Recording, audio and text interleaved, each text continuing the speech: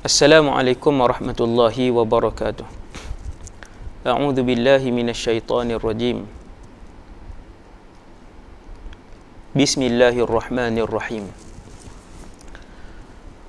Alhamdulillahi rabbil alamin, wassalatu wassalamu ala asyrafil anbiya'i wal mursalin, sayyidina wa habibina wa syafi'ina wa qurrati a'yunina Muhammad ibn Abdillahil amin wa ala alihi wa sahbihi ajma'in. Wala hawla wala quwwata illa billah al-aliyyil azim. Wala hawla wala quwwata illa billah al-aliyyil azim. Wala hawla wala quwwata illa billah al-aliyyil azim. Amma ba'd. Radina billahi rabba wa bil islami dina wa bi sayyidina Muhammadin sallallahu alaihi wasallam nabiyyan wa rasulah. Rabbi syrah li sadri wa yassir li amri wahlul 'uqdatan min lisani yafqahu qawli. Allahumma hdi qalbi wa saddid lisani bihaqqi sayyidina Muhammadin sallallahu alaihi wasallam. Syukur kepada Allah Subhanahu wa taala. Pada kali ini kita nak berkongsi bersama-sama dengan izin Allah supaya semua umat Nabi Muhammad mendapat manfaat daripada apa yang akan saya sampaikan.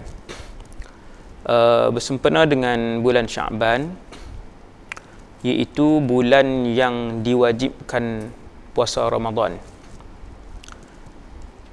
dan bersempena juga dekat dengan Ramadan kali ini 1441 Hijrah, umat Nabi Muhammad telah berpuasa Ramadan sebanyak 1440 kali. Kerana puasa Ramadan diwajibkan ke atas umat Nabi Muhammad pada tahun 2 Hijrah. Bermaksud puasa Ramadan ini diwajibkan kepada Rasulullah dan seluruh umat baginda Rasul pada tahun 2 Hijrah. Selepas 2 tahun Nabi berhijrah ke Madinah Al-Munawwarah. Nabi duduk di Mekah sebagai seorang Rasul 13 tahun. Belum ada kewajipan Ramadan.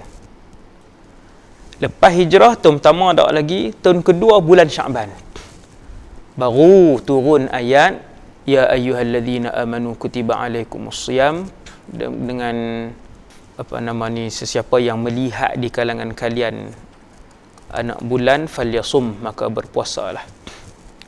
Jadi ayat yang mewajibkan puasa Ramadan ke atas umat Nabi Muhammad itu turun pada tahun 2 Hijrah.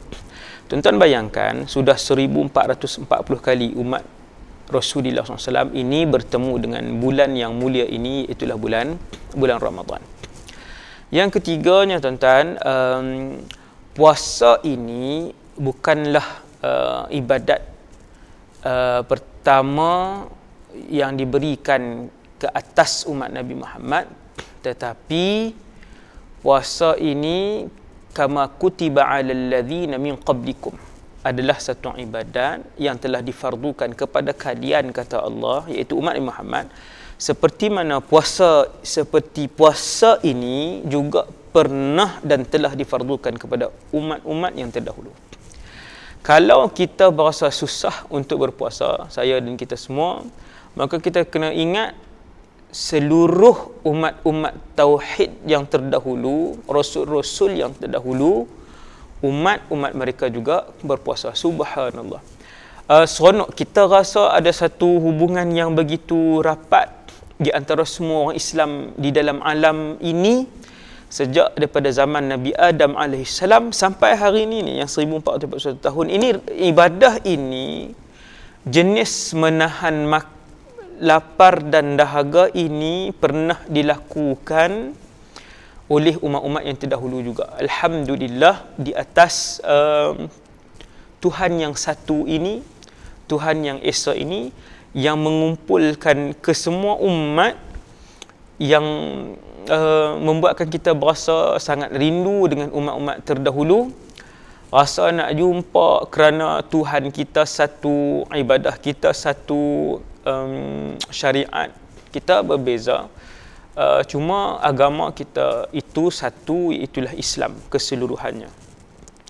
Muslimin, ibu-ibu, ayah-ayah yang dirahmati Allah sekalian, Saya menggunakan kitab karangan Ustaz Muhadir Haji Jul, iaitu 206 permasalahan puasa,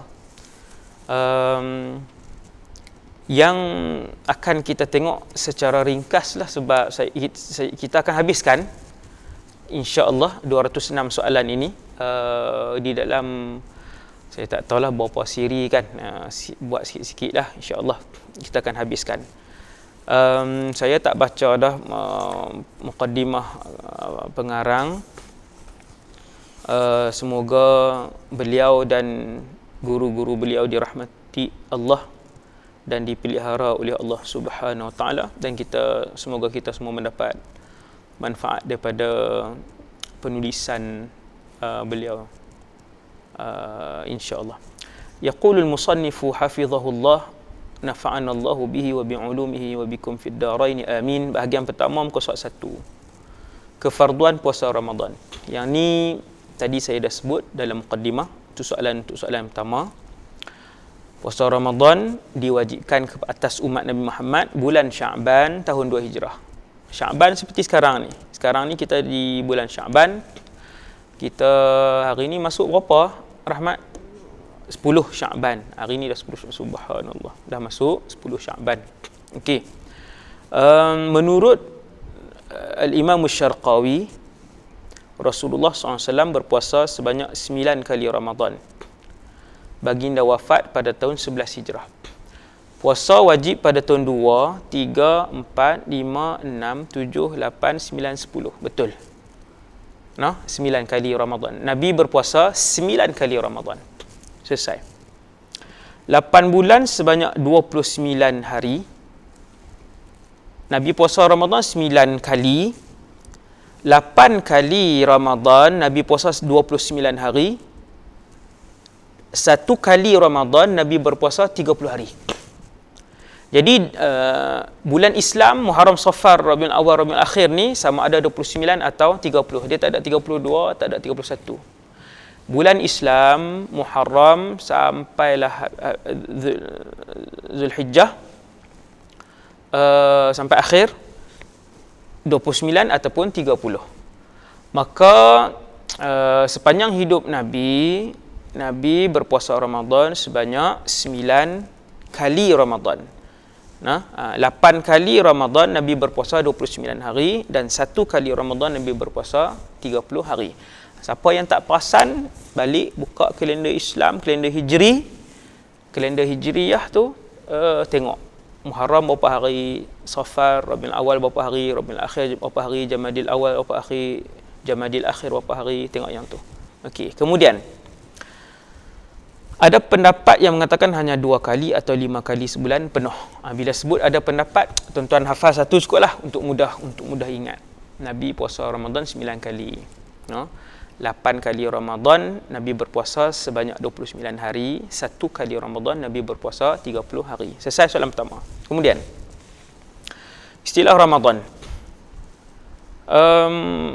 Disebutkan oleh musannif di sini, dulu orang Arab ketika nak meletakkan nama bulan, selalunya, tak semua, tetapi kebanyakan bulan Ramadan ni jatuh pada musim panas. Jatuh pada musim panas. Maka dinamakan Ramadan daripada maddatu ramad, ra mim dad, yang bermaksud panas. Ada juga pendapat yang mengatakan Ramadan ini mampu membakar dosa-dosa yang telah dilakukan. Itu pendapat para ulama. Soalan yang kedua selesai. Kita tengok soalan yang ketiga. Erti puasa. Dalam bahasa Arab, puasa, saumun puasa. Saumu Ramadan. Saumu Ramadan, puasa Ramadan. As-saum. Tuan-tuan tengok muka surat 2. Erti puasa. A-S-H tu ash, bukan ash, as. Kalau kita baca bahasa Melayu ni asyaum, bukan asyaum, as-saum. Alif lam sad waw mim. As-saum dalam bahasa artinya menahan diri daripada sesuatu, menahan. Dari segi bahasa ni maksudnya dalam kamus Dewan Bahasa Arab. Buka kamus Dewan Bahasa Arab, lisanul Arab ke, apa nama ni, kitab lisanul Arab dan selainnya, tuan-tuan buka perkataan saumun, dia akan tulis al-imsak, menahan. Itu secara bahasa, dari segi bahasa. Dari segi bahasa. Kalau kita sebut samatir riyah atau samatir rih, samat ar-rih maksudnya angin terhenti, menahan, tertahan, berhenti maksud. Okey. Begitu juga samat al-khiyal, kuda berhenti, tertahan kuda. Kuda ketika musim perang tidak dikeluarkan ke medan perang, dia letakkan di dalam kandang, maka disebut samat al-khiyal, khuyul, samatil khuyul. Okey ya, tuan-tuan. Itu dari segi bahasa. Dari segi syarak, apa maksud dari segi syarak? Maksudnya perkataan saum, perkataan saum kalau dalam kamus bermaksud menahan, tertahan, saum, menahan. Al-imsak. Kalau dalam kitab fiqh, saumun bermaksud menahan diri.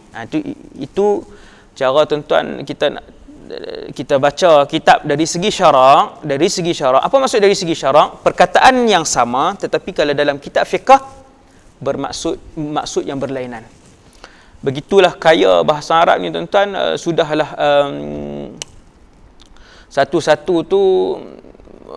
satu-satu perkataan dalam bahasa Arab tu, kadang satu-satu benda dalam bahasa Arab diwakili oleh 4 perkataan, 8 perkataan, berbelas-belas perkataan. Macam singa, asadun singa, hizabrun singa, naufal singa, apa lagi, semua tu merujuk pada Usamah singa, kan? Semua tu singa. Ini kaya perkataan Arab, kaya perkataan Arab. Sudahlah satu-satu benda dalam bahasa Arab ni boleh diwakili oleh banyak perkataan. Kemudian kalau perkataan tu duduk dalam ilmu ni, maksud dia lain pula. Dia duduk dalam ilmu ni, maksud dia lain. Duduk dalam ilmu ni, maksudnya lain. Dan pelbagai. Gitulah, subhanallah. Okey, saya tak mau keluar sangat tajuk tu. Kita nak terus kepada perbahasan ni. Dari segi syarak, ia bermaksud apa? Ia tu puasa. Ataupun saumun, kalau tengok dalam kitab fiqh apa maksudnya? Menahan diri daripada makan dan minum serta segala yang boleh membatalkan puasa. Apa lagi selain makan dan minum? Selain makan dan minum yang boleh membatalkan puasa, murtad, kan? Okey. Jadi puasa ialah menahan diri daripada makan dan minum serta segala yang boleh membatalkan puasa, seperti memasukkan sesuatu fi ihdas sabilain, ke dalam salah satu daripada dua jalan, qubul ataupun dubur. Jadi kita jaga diri kita daripada makan, minum serta semua yang boleh membatalkan puasa. Daripada bila? Daripada terbit fajar, iaitu masuk waktu subuh, sehingga tenggelam matahari, masuk waktu maghrib.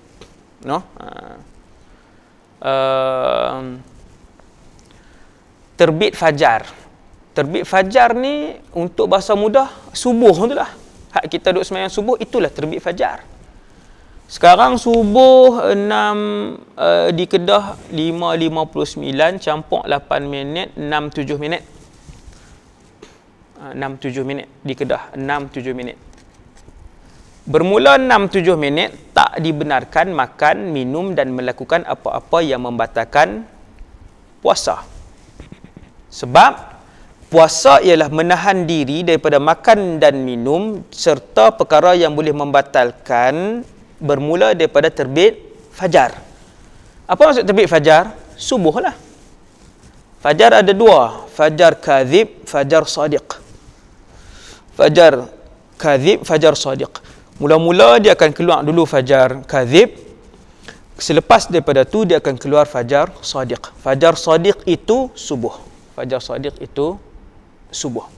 Nah, fajar kadzib ni dia dia menegak macam tu. Fajar sadiq pula dia berserakan. Okey. Kemudian okey, jadi terbit fajar. Apa ni terbit fajar? Terbit fajar ni ialah subuh. Senang. Terbit fajar ialah subuh. Bilakah berakhir puasa? Tenggelam matahari. Benda apa tenggelam matahari, Ustaz? Tenggelam matahari ni maghrib. Tenggelam matahari maghrib. Jadi ada yang pertama terbit fajar kadzib. Yang kedua terbit fajar sadiq. Yang ketiga terbit matahari. Terbit matahari. Yang keempat ada tergelincir matahari.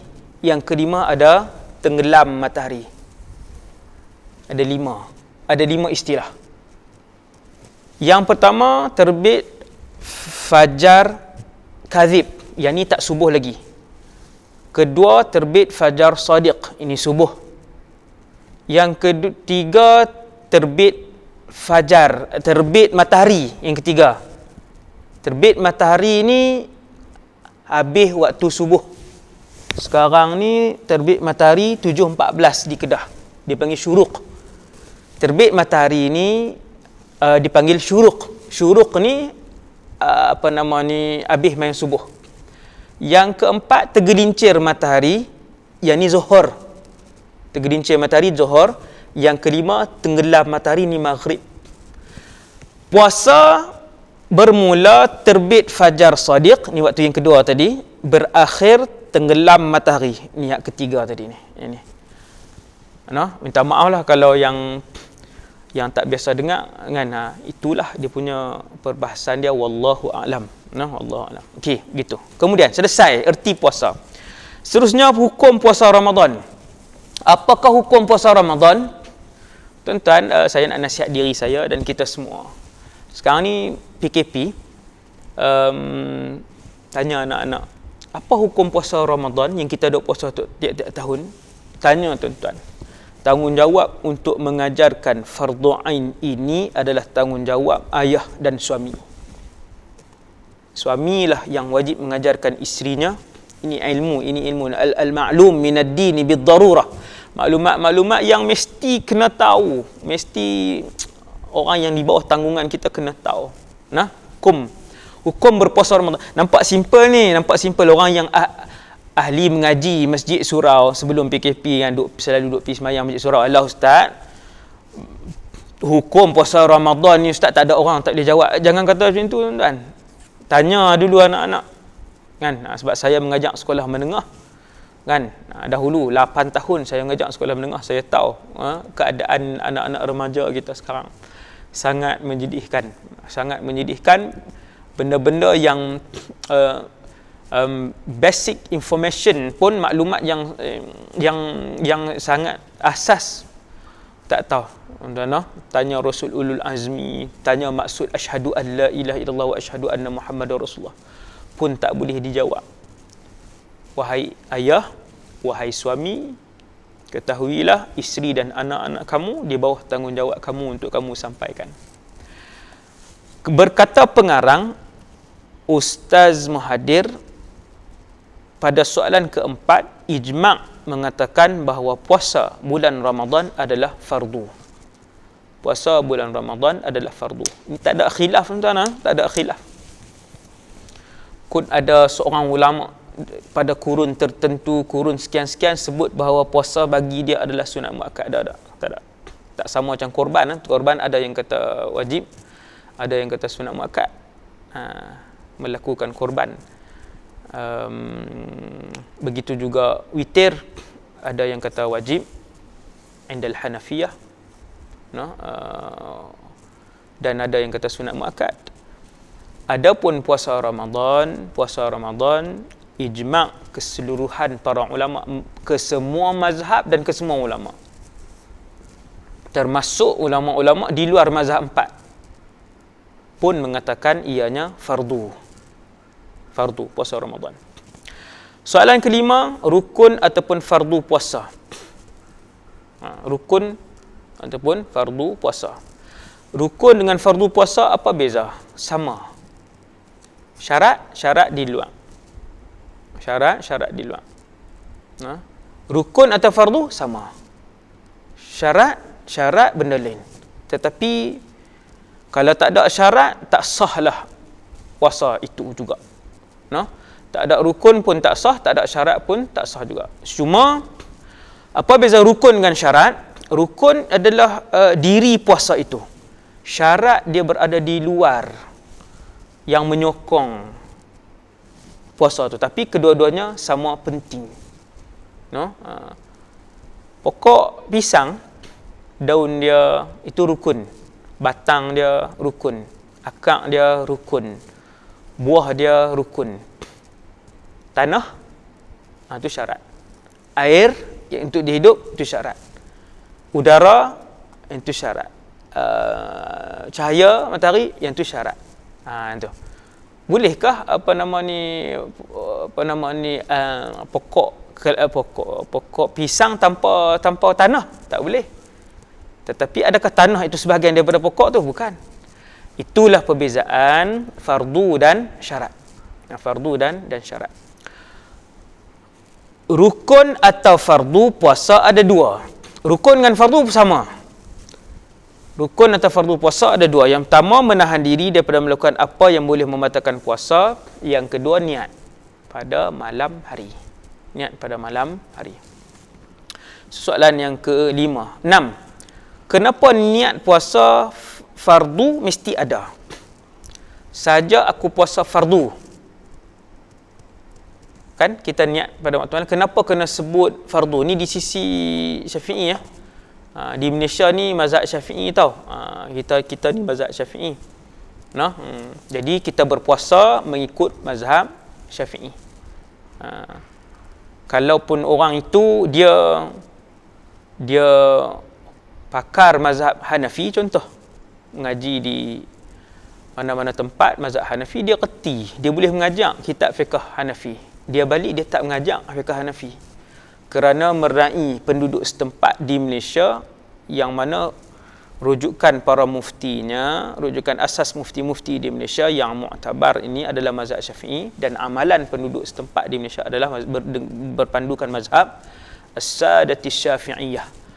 Maka pendakwah yang bijak, pendakwah yang cerdik, pendakwah yang rasional, yang hakim, da'i yang hakim, alimun yang bijaksana, dia takkan buat masuk mazhab itu dan ini untuk diterangkan kepada masyarakat, ataupun dia mengajak masyarakat untuk mengamalkan mazhab lain di tempat yang kebanyakannya adalah beramalan dengan mazhab Syafi'iyah. Jadi mengikut mazhab Syafi'i, puasa mesti sebut puasa fardu. Niat puasa fardu mesti ada untuk membezakan dengan hanya semata-mata menahan lapar. Ia juga untuk membezakan dengan puasa sunat. Dengan puasa sunat. Nanti kita tengok, wallahu alam, ada dalam ni perbahasan puasa sunat. Saja aku puasa sunat esok hari, itu dah boleh. Kan kalau puasa sunat Isnin, puasa sunat Khamis. Kecuali puasa-puasa sunat yang muayyan. Saum muayyan. Kalau puasa sunat yang umum tu boleh sebut macam tu saja. Saja aku puasa sunat, cukup kan. Tapi kalau puasa Ramadan, saja aku puasa fardu Ramadan. Okey, untuk membezakan dengan puasa sunat. Soalan ketujuh, kenapa perempuan yang haid tak boleh berpuasa? Kalau puasa juga hukumnya haram, maksudnya berdosa. Okey. Perempuan yang haid tak boleh berpuasa, hukum dia litta'abbudi. Kerana apa maksud ta'abbudi? Kerana itu kehendak syarak. Tak faham juga, kerana itu kehendak Allah Subhanahu Wa Taala. Itu je jawapan dia, kehendak Allah. Apa sebenar-benar rahsia dia hanya diketahui oleh Allah Subhanahu Wa Taala. Nanti dalam syurga insya-Allah pakat-pakatlah tanya kan, tanya Rasulullah sallallahu alaihi wasallam, ya Rasulullah, kenapa dulu, contohlah contoh, kenapa dulu orang haid tidak boleh berpuasa? Bukan saja puasa Ramadan, bahkan puasa sunat pun tidak dibenarkan. Hukumnya haram. Hukumnya haram. Okey, sah ataupun tidak? Itu ada dua pendapat dalam mazhab Syafi'i. Tak payah bahaslah. Tengok yang asas cukuplah, kita tengok yang asas.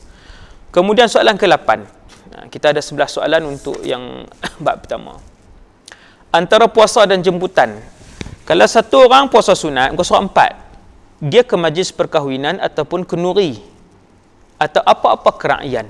Kenuri, orang panggil buat kenuri, kahwin ke atau bukan kenuri kahwin ke, maka afdal, kata para ulama, lebih utama dia berbuka. Siapa dia ni? Hak puasa tadi ni lah, hak puasa sunat tadi. Dia ni siapa? Yang berpuasa sunat tadi.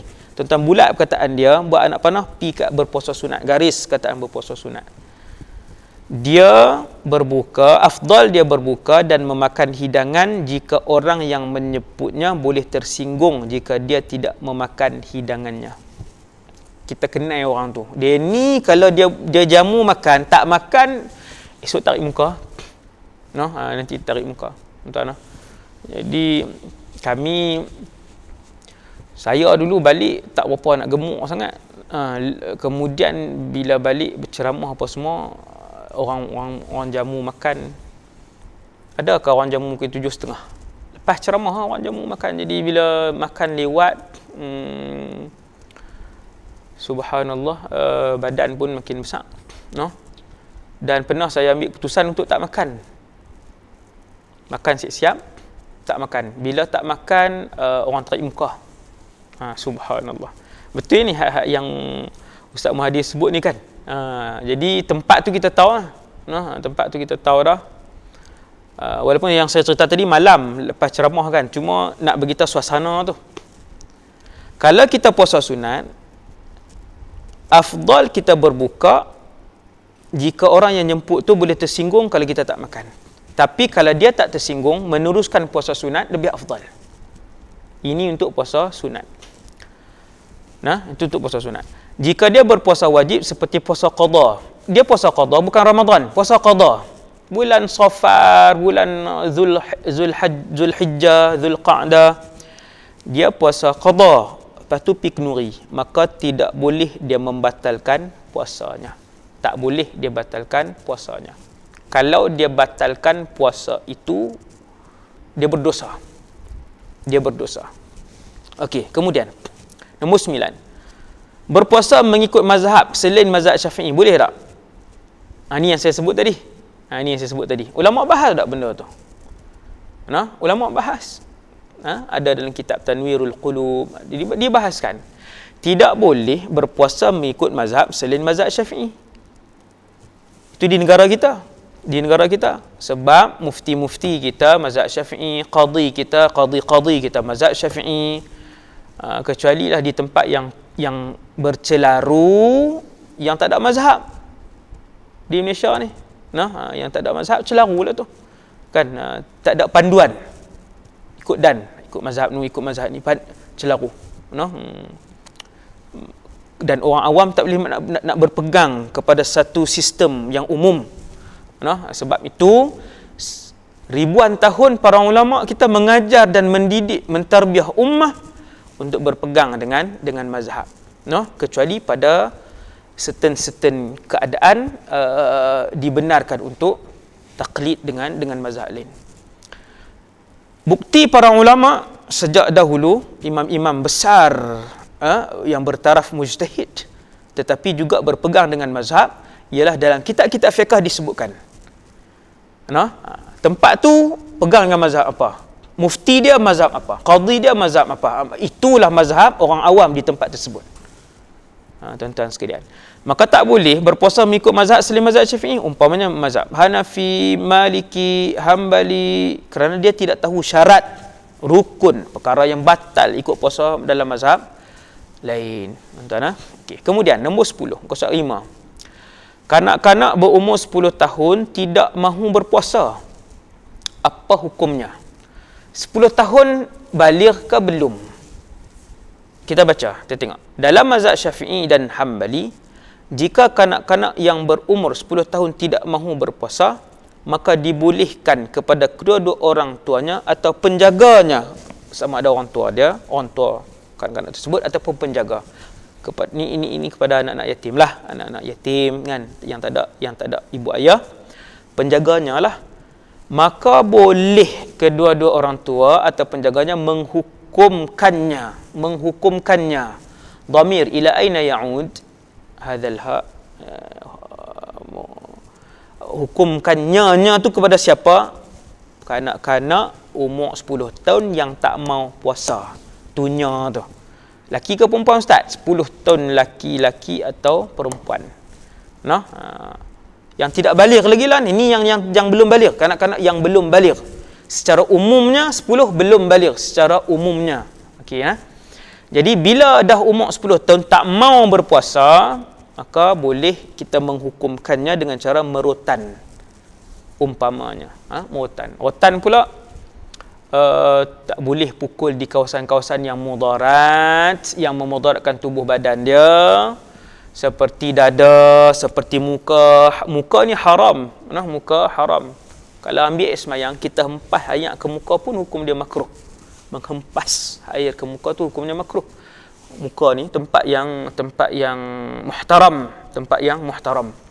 tak boleh tampak kepala, sepak muka orang kan, sepak pukul lah maksudnya, itu haram. Suami menyepak isteri di muka haram, guru menyepak anak murid di muka haram. Nas'alullah al-afiyah wassalamah. Jadi ibu ayah atau penjaga boleh merotan anak tadi ni dengan niat mendidik dan menunjukkan kepada anak tadi bahawa ibu dan ayah tersebut tidak setuju dengan tindakan anak yang tak mampu puasa tadi. Dan sekalian, okey. Kemudian kalau budak itu belum mumayyiz, bukan baligh, belum mumayyiz, tapi dia nak puasa, sah ataupun tidak puasa dia? Jawapannya tidak sah. Puasa sunat pun tak sah, puasa Ramadan pun tak sah. Belum mumayyiz, budak umur 3 tahun nak puasa dan dia mampu berpuasa. Contoh, dia mampu 4 tahun. Belum mumayyiz, dia mampu berpuasa, puasanya tidak sah. Syarat sah dia mesti mumayyiz untuk membuatkan puasa itu jadi sah. Nombor 1 belum mumayyiz. Kalau puasa juga mampu berpuasa daripada subuh sampai ke maghrib, puasanya tidak sah. Nombor 2, budak yang sudah mumayyiz, dia nak puasa, puasanya sah. Pahala tak dapat kat dia, dapat dekat waris dia, penjaga dia, orang tua dia. Yang ketiga, orang yang sudah baligh. Kanak-kanak yang sudah baligh, maka wajib berpuasa, bukan lagi sunat. Kemudian soalan yang terakhir untuk bab yang pertama ialah Lailatul Qadar. Dalam Ramadan ada satu malam yang dihadiahkan oleh Allah kepada umat Nabi Muhammad sallallahu alaihi wasallam. Nama malam itu Lailatul Qadar. Tuan-tuan, ada beberapa benda di dalam syariat ini, perkara-perkara yang dicemburui oleh Rasul-Rasul lain dengan umat Nabi Muhammad. Ada beberapa perkara yang dianugerahkan oleh Allah kepada umat Rasulullah sallallahu alaihi wasallam yang tidak diberikan kepada Rasul-Rasul lain. Bukan tidak diberikan kepada umat lain, tidak diberikan perkara dan hadiah itu, anugerah itu kepada Rasul lain tak dapat. Apa antara tuan-tuan? Lailatul Qadri khairun min alfi syahr. Subhanallah. Tuan-tuan, ada anak-anak di rumah, bagi tahu ke anak-anak, bulan Ramadan ni ada hadiah besar untuk umat Nabi Muhammad. Rasul-Rasul lain tak dapat, Nabi lain tak dapat. Nama hadiah itu Lailatul Qadar. Setiap ibadat yang dilakukan pada malam Lailatul Qadar khairun min alfi syahr, lebih baik daripada 1000 bulan. Lailun itu malam, lailatun itu juga malam. Cumanya apabila Allah sebut Lailatul Qadar, Allah sebut perkataan lailah, tidak disebut lailun. Li'anna al-lailata tamtad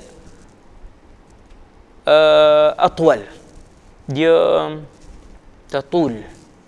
Dia lebih panjang. Lailah ni dia lebih panjang. Daripada maghrib itu sudah dinamakan lailah sampailah ke subuh. Maka panjang, nikmat dia sangat besar. Subhanallah. Kesemua ibadat yang dilakukan pada malam itu bernilai di sisi Allah seperti 1000 bulan. Subhanallah. Subhanallah. Para ulama ada sebut dua pendapat. Lailatul Qadar ni kira malam kan tak sama setiap negara. Adakah Lailatul Qadar Malaysia sama dengan Lailatul Qadar di Al-Mamlakah Al-Arabiyyah As-Saudiyah di Arab Saudi? Adakah Lailatul Qadar di Syria sama dengan Lailatul Qadar di Australia? Begitu. Maka ada dua pendapat. Yang pertama, ia tu Lailatul Qadar. Dhamir tu Lailatul Qadar. Terjadi bermula dari terbenam matahari maghrib sehingga terbit fajar sadiq subuh di negara masing-masing. Maksudnya Lailatul Qadar Somalia tak sama dengan Lailatul Qadar Jepun. Lailatul Qadar China tak sama dengan Lailatul Qadar Thailand. Berbeza. Itu pendapat pertama. Yalah sebab malam tak sama. Dan nombor dua, Lailatul Qadar ni terjadi serentak. Tak kiralah di tempat itu siang ataupun malam. Itu pendapat yang kedua. Walhamdulillahirabbil alamin. Kita sambung bahagian yang kedua, muka surat 7, bab yang kedua. Pengarang kitab Ustaz Muhadir. Kita menggunakan kitab 206 permasalahan puasa. Pengarang meletakkan tajuk syarat wajib puasa. Tadi saya dah terang rukun dengan syarat. Beza rukun dengan syarat. Kedua-duanya penting. Okey, tadi kita dah buat analogi membezakan rukun dengan syarat tadi. Kedua-duanya mesti ada. Kalau tak cukup, tidak sah ibadah puasa tersebut. Tadi kita dah tengok rukun. Tadi kita dah tengok rukun, iaitu ada dua. Rukun puasa yang pertama tahan diri daripada makan, minum dan benda-benda yang boleh membatalkan. Nombor dua niat, tabyitun niyah. Niat pada malam hari. Itu rukun. Syarat pula ada 5. Yang pertama Islam. Semua orang Islam. La ilaha illallah Muhammadur Rasulullah. Syukur kepada Allah atas nikmat Islam. Alhamdulillah. 7 bilion manusia atas muka bumi Allah, tuan. 2 bilion je Allah pilih untuk Islam. Lagi 5 tidak Islam. Subhanallah. Maha suci Allah yang memilih kita semua untuk jadi Islam. Alhamdulillah. Nombor 1, syarat untuk membuatkan seseorang tu wajib berpuasa Islam. Maka orang kafir tidak wajib. Tetapi mereka dituntut di akhirat. Itu nanti kita tengok kalau sampai masanya perbahasan tu kita tengok. Yang pertama Islam, yang kedua berakal. Berakal, keluar daripada berakal maksudnya siapa yang tak wajib? Orang gila. Orang gila. Ataupun orang yang tidak berakal seperti sindrom Down. Tengok kan? Itu dia tidak, yang tu dia tidak diwajibkan berpuasa.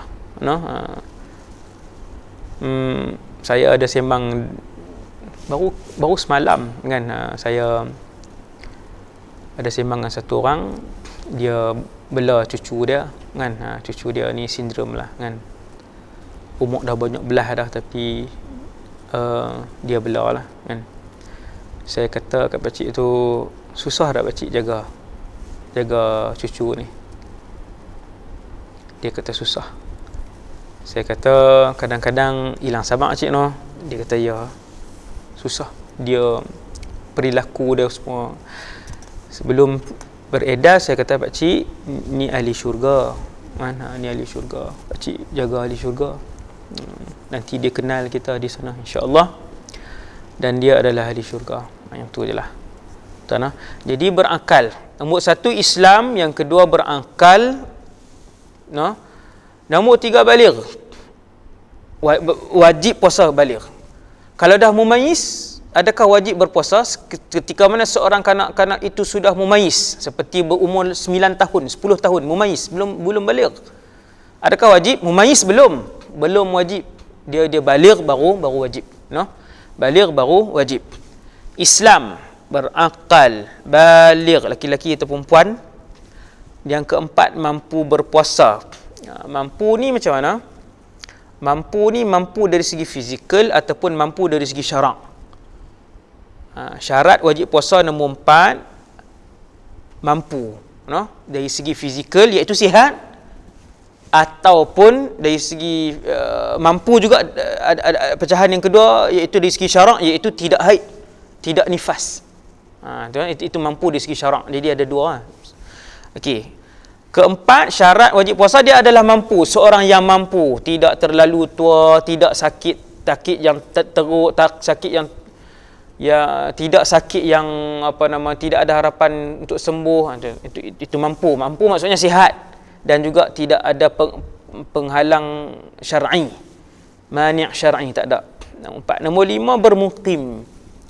Ketika seorang itu mukim, maka wajiblah dia berpuasa.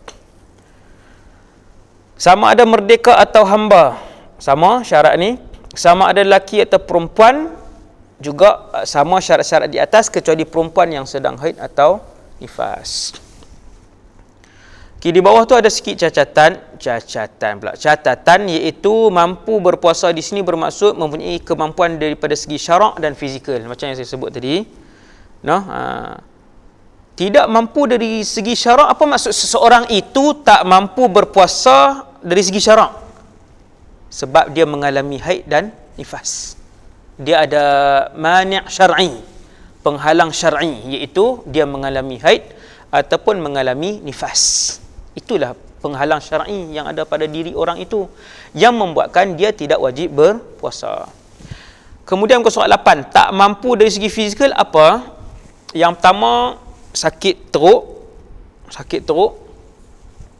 Seperti apa ni sakit teruk ni? Sakit kronik. Yang kedua, terlalu tua.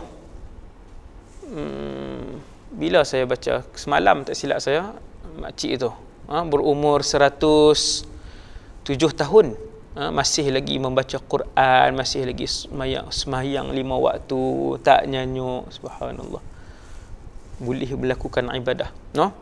Sekiranya seorang yang terlalu tua, 60 belum lagi, tuan-tuan, 80, 90 terlalu tua, wallahu alam.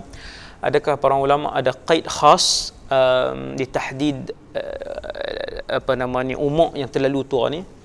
Tapi kalau ikut kita, uruf kita, 60 belum lagi, no? 80, 90. Kalau orang yang terlalu tua tak mampu berpuasa disebabkan terlalu tua, terlalu lemah tubuh dia, maka dia tidak diwajibkan berpuasa.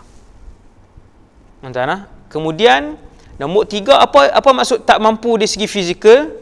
Sakit yang tidak ada harapan untuk sembuh. Sakit yang tidak ada harapan untuk sembuh. No? Saya pernah selepas ceramah di satu negeri di selatan tanah air, kemudian ziarah satu rumah, habis makan, mak dia nak jumpa, kan. Saya pun pergi dan tengok ibu beliau, tuan rumah tu duduk di atas katil, terlantar di atas katil, tapi boleh duduk lah, no? Sudah lama duduk di situ, no?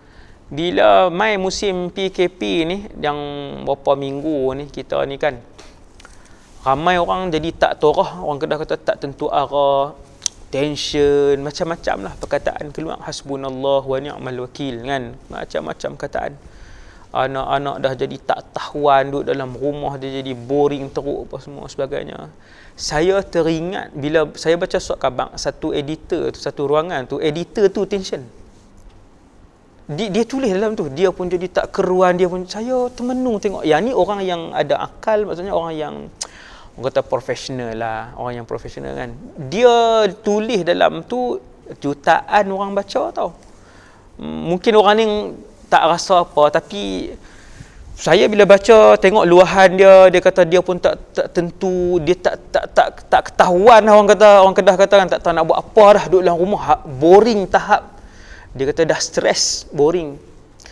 Waktu saya ni cerita saya ziarah orang tadi ni kan, makcik tu tuan-tuan sekalian dah hampir 20 tahun di atas katilnya.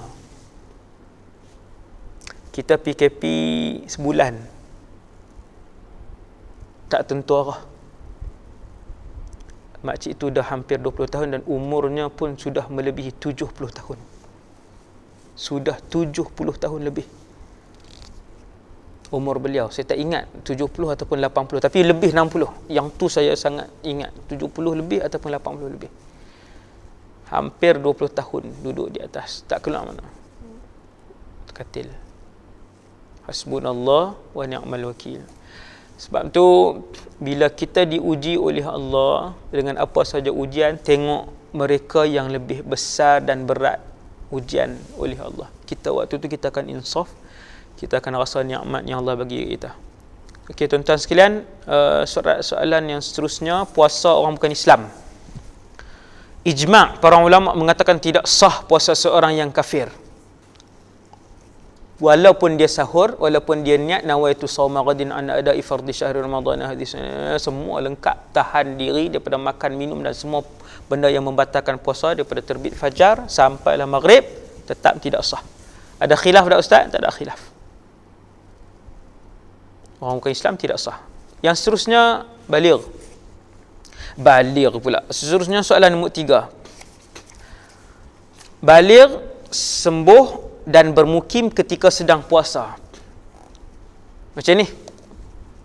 Ya. Jika dalam bulan Ramadan seorang kanak-kanak menjadi baligh. Kanak-kanak ni macam ni contohnya. Dalam bulan Ramadan dia jadi baligh. Contoh. Budak ni umur 12 tahun. Umur 12 tahun. Dia pun bila masuk 11 Ramadan, malam tu mimpi. Esok tu 12 Ramadan dah. Esok tu 12 Ramadan. Bila malam tu dia mimpi, bermaksud dia dah baligh, bermimpi keluar air mani. Esok tu dia sudah baligh. Apa hukumnya? 1. Nombor 2, orang yang sakit tiba-tiba sembuh, sakit teruk kemudian sembuh. Apa yang dia perlu lakukan? Atau orang yang bermusafir telah menjadi mukim sedangkan kesemua mereka sedang berpuasa. Waktu tu orang lain semua sedang berpuasa. Apa depa ni nak buat 3 orang ni? Maka mereka semuanya wajib imsak, iaitu menahan diri dan tidak boleh membatalkan puasa. Macam ni, sekali lagi. Satu orang kanak-kanak, bukan dia baligh malam. Kalau dia baligh malam tak ada masalah, dia puasa daripada awal. Yang ni dia baligh siang ni. Budak ni macam ni. Budak ni umur berapa pun tak kisahlah, 11 ke, 12 ke, 13 ke.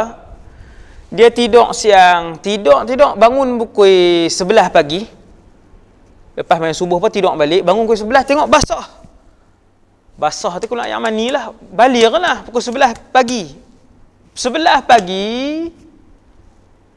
pagi tu bulan Ramadan. Orang ni semua sedang berpuasa. Budak ni apa dia kena buat? Jawapan dia wajib meneruskan, dia wajib menahan diri. Bukan meneruskan puasa. Dia wajib menahan diri sama seperti orang lain, tak boleh makan, tak boleh minum sampai buka puasa. Tu nama dia menahan diri. Itu nama dia menahan diri. Bukan berpuasa.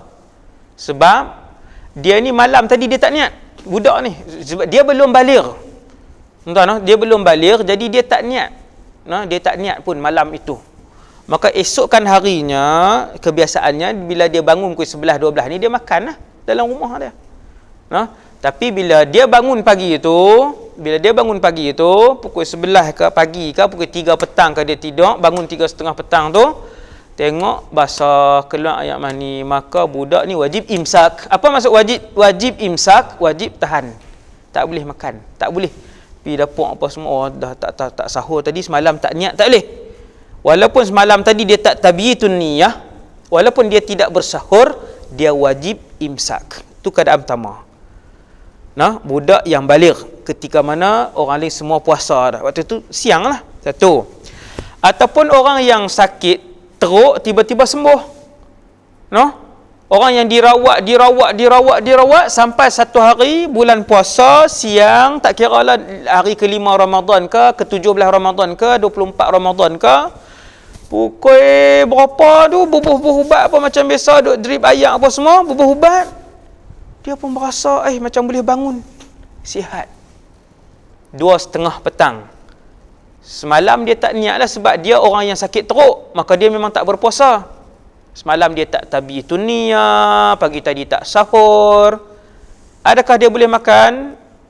Maka dia tak boleh makan dan minum, wajib imsak. Itu keadaan kedua. Keadaan yang ketiga, orang yang musafir.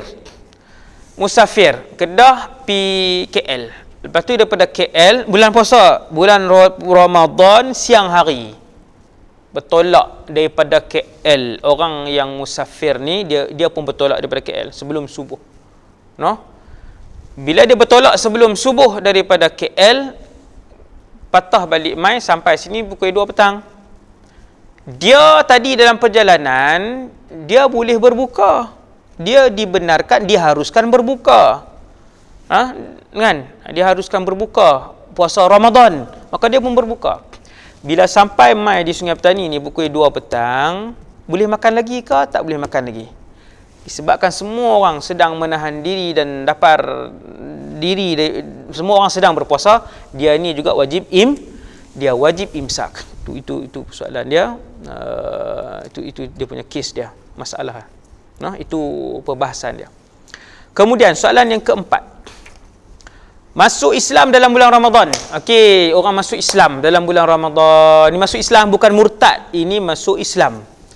Murtad perbahasan lain. Siapa-siapa yang murtad, contohnya dia Islam, bila masuk bulan puasa, apa semua dia pun puasa, masuk hari ke-10 Ramadan, murtad.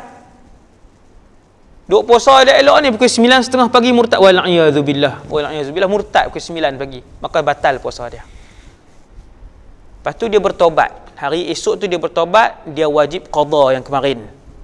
Wajib qada yang semalam. Orang Kedah kata kemarin. Yang semalam tu dia wajib qada. Entah okey, begitu. Tu orang murtad. Batal puasa dan wajib qada. Yang kita duk baca sekarang ni nombor 4, muka surat 9, dia masuk Islam dalam bulan Ramadan. Dia bukan Islam, dia masuk Islam dalam bulan Ramadan. Berapa Ramadan dia masuk Islam? 28 Ramadan. Oh sedap lah, dekat-dekat nak raya. 28 tinggal berapa hari je. Allah takdir hidayah sampai hari itu. 28 Ramadan masuk Islam. Adakah dia kena qada jika seseorang masuk Islam dalam bulan Ramadan? Maka dia wajib berpuasa bermula daripada hari berikutnya, iaitu sehari selepas dia masuk Islam dan seterusnya. Dia mula sehari lepas masuk Islam tu, dan dia tak wajib qada yang hari-hari yang lepas. Tak ada dalam ni, boleh tambah ni. Ustaz Muhadir boleh tambah dalam ni. Dan dia tidak wajib qada hari-hari yang lepas, start daripada hari nombor 1 sampai hari 27 tu. Sampai hari 28 tu. Entah dia masuk Islam 28, 29 baru dia wajib puasa. 1 sampai 28 tu tak wajib qada puasa, dan begitu juga puasa tahun 2019, 2018 juga tak wajib qada, boleh tambah sikit hukum situ. Kemudian puasa kanak-kanak, ijma' mengatakan kanak-kanak yang belum baligh tidak diwajibkan. Belum mumayyiz, baligh, 3 ni.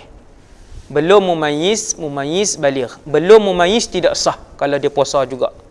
Mumayyiz sah. baligh wajib. Ijma' mengatakan kanak-kanak yang belum baligh tidak diwajibkan melakukan apa-apa kefarduan.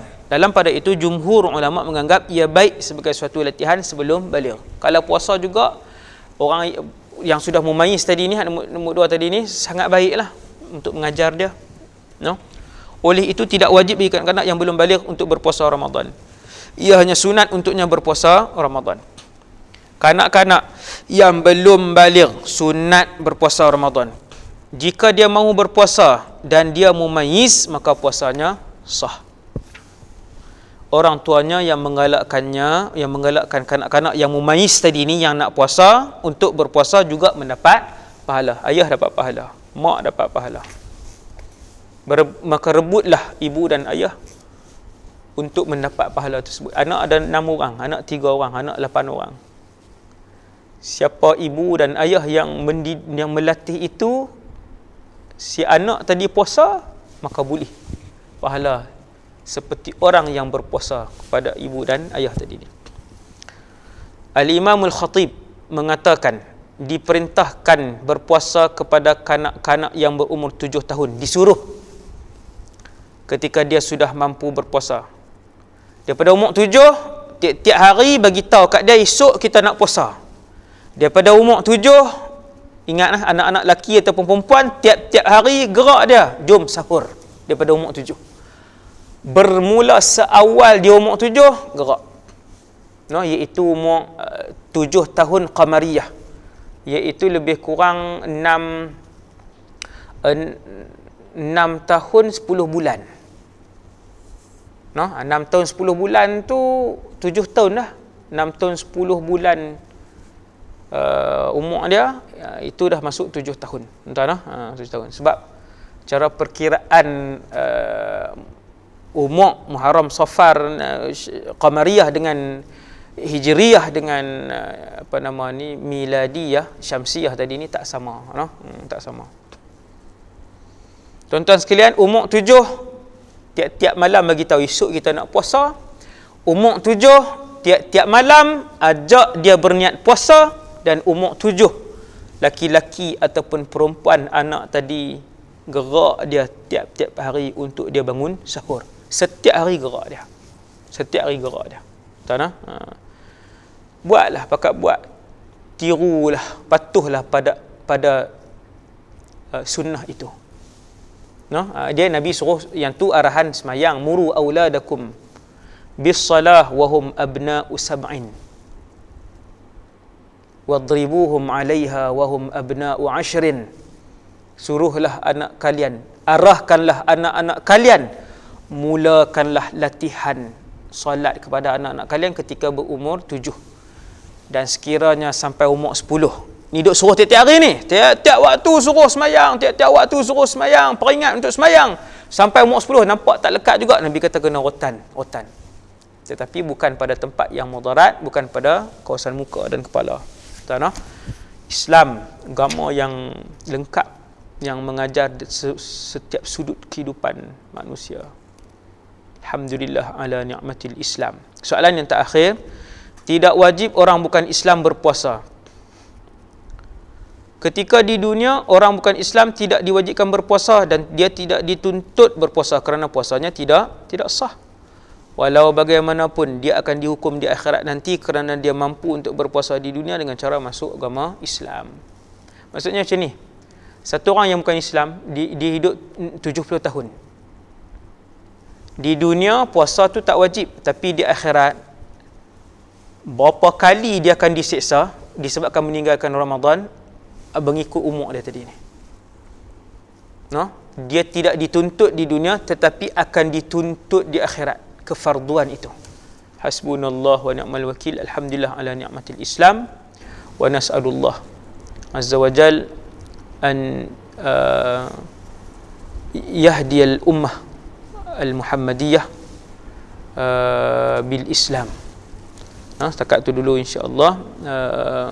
Yang baik daripada Allah, yang lemah dan kurang daripada diri saya sendiri. Aqulu qouli hadza astaghfirullahal azim li wa lakum. Assalamualaikum warahmatullahi wabarakatuh.